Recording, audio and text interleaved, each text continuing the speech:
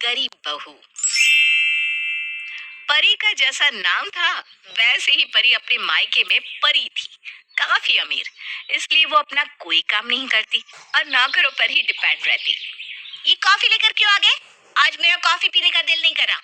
आप मेरे लिए बनाना शेक लेकर आइए। और रामकली, मेरी ड्रेस तैयार रखो, मैं अभी शावर लेकर आ रही हूँ। परी अपने लिए एक पानी का ग्लास भी खुद नहीं उठाती थी। परी के घर के सभी नौकरों को परी की इस हरकतों पर बहुत गुस्सा आता और वे आपस में परी की चुगली भी किया करते। इसके माँ बाप ने इसका नाम परी क्या रख दिया? ये तो खुद को परी ही समझती है। आज कॉफी नहीं, बनाना शेक पीने का मन कर रहा है। मैंने इतनी मेहनत से कॉफी जो बनाई उसका क्या करूं? अरे चाय बनवाती तो मैं खुद भी पी लेता, लेकिन मैं कॉफी तो पीता नहीं। अचानक कब इसका नखरे खत्म हो गए। अगर ऐसा ही रहा तो पता नहीं अपना घर कैसे बसाएगी। पता नहीं खुद को क्या समझती है। नहाना खुद को है, कपड़े खुद को पहनने हैं, पर ऑर्डर तो ऐसे झाड़ती है जैसे पता नहीं मैं नौकरानी नहीं हूँ। मैंने इसका कोई कर्ज ले रखा है।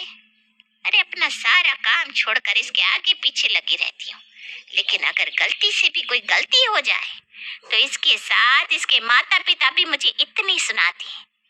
अरे इतना बड़ा घर और सिर्फ नौकर हम दो, ये नहीं कि अपनी बेटी के लिए एक और नौकर रख ले।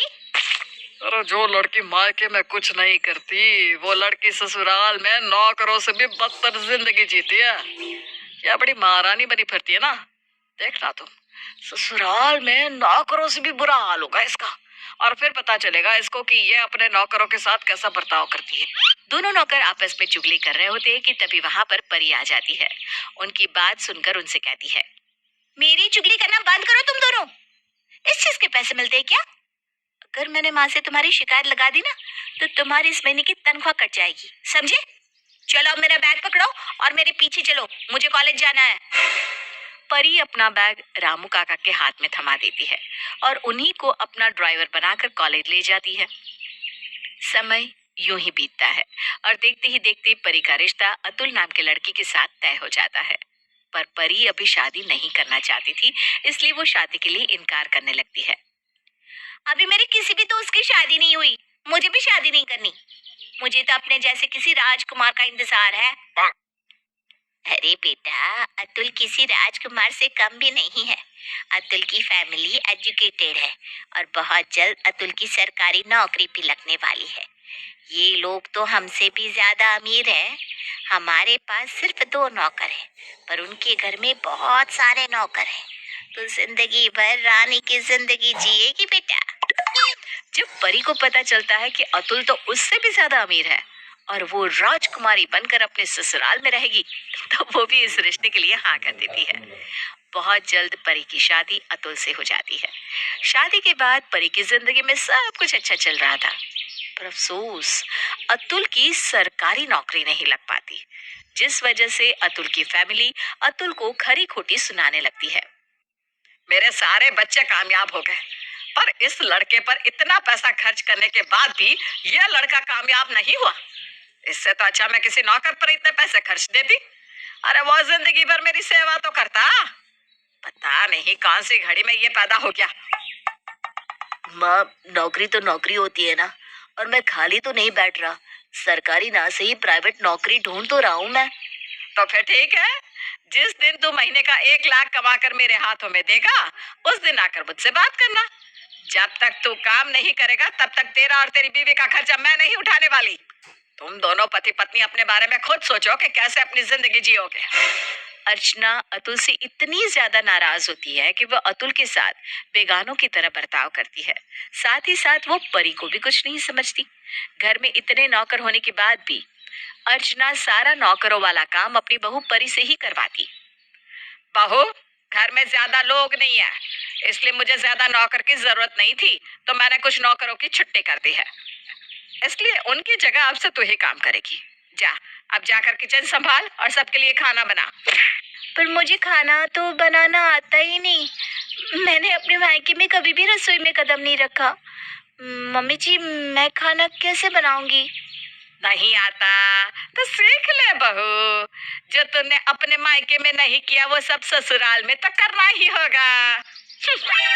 फूलमती, ऐसे घर के सारे काम सिखा देना, खाना बनाने से लेकर झाड़ू पोछा तक।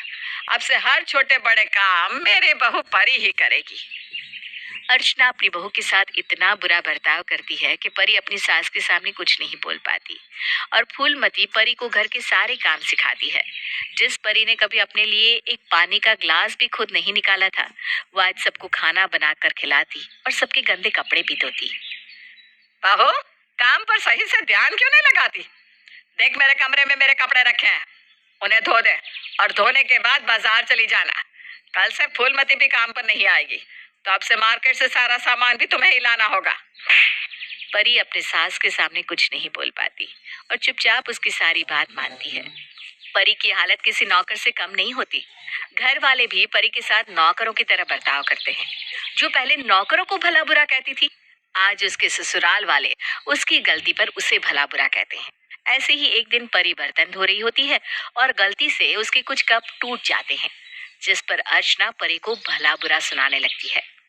परी, बहुरानी, पति तो तुम्हारा काम करता नहीं और तुम हो कि आए दिन इस घर का नुकसान करती रहती हो। वो तो शुक्र मनाओ कि मैं तुम्हें 2 वक्त की रोटी भी खाने को देती हूँ। अगर तुम मेरी बहू ना होती ना, तो शायद मैं तुझे इस घर में रहने और खाने भी ना देती। अर्चना परी को भला बुरा सुनाई रही होती है कि तभी वहां अतुल आ जाता है और अपनी बीवी के साथ इतना बुरा बर्ताव होता देखकर बर्दाश्त नहीं कर पाता और अपनी माँ से कहता है, माँ, आप हमारे साथ ऐसा कैसे कर सकती हैं? मुझे तो यकीन ही नहीं होता कि आप मेरी माँ हैं। अरे एक सौतेली माँ भी अपने बच्चों के साथ ऐसा बर्ताव नहीं करती जैसा आप मेरे साथ और मेरी बीवी के साथ भेदभाव करती है। आप ऐसा इसलिए कर रहे हो क्योंकि मेरी सरकारी नौकरी नहीं लगी, पर अब मैं और मेरी बीवी आपके गुलाम बनकर नहीं रहेंगे।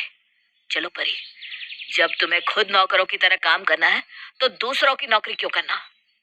अरे तो ले जाना, क्यों सांप की तरह हमारे घर पर छाता सराय बैठा है और क्यों हमारे सीने पर मूंग दर रहा है? अगर तुझे अपनी बीवी और खुद की इज्जत की इतनी पड़ी होती ना, तो तू सरकारी नौकरी करता, ना कि प्राइवेट नौकरी के पीछे इस तरह दर दर की ठोकरें खा रहा होता। वाह, आपके तो सारे बच्चों की सरकारी नौकरी लगी है ना। वो चाहते तो मुझे नौकरी लगवा सकते थे। उन्होंने मेरी मदद नहीं करी, लेकिन कोई बात नहीं, मैं अपनी बीवी को और ऐसी हालत में नहीं देख सकता। 2 वक्त की रोटी ही सही, पर मैं अपनी बीवी को खुश रखूंगा। अतुल परी की ऐसी हालत नहीं देख पाता और परी के साथ अपना घर छोड़ देता है। घर छोड़ने के बाद परी और अतुल एक छोटे से किराए के घर में रहते हैं, जहां अतुल 20,000 की प्राइवेट नौकरी करता है, तो वहीं परी अकेले ही पूरा घर संभालती है। सही कहते हैं लोग, इंसान कितने ही ऐशो आराम में क्यों ना रहे, पर जब खुद पर आती है तो वो सब कुछ करना सीख ही जाता है।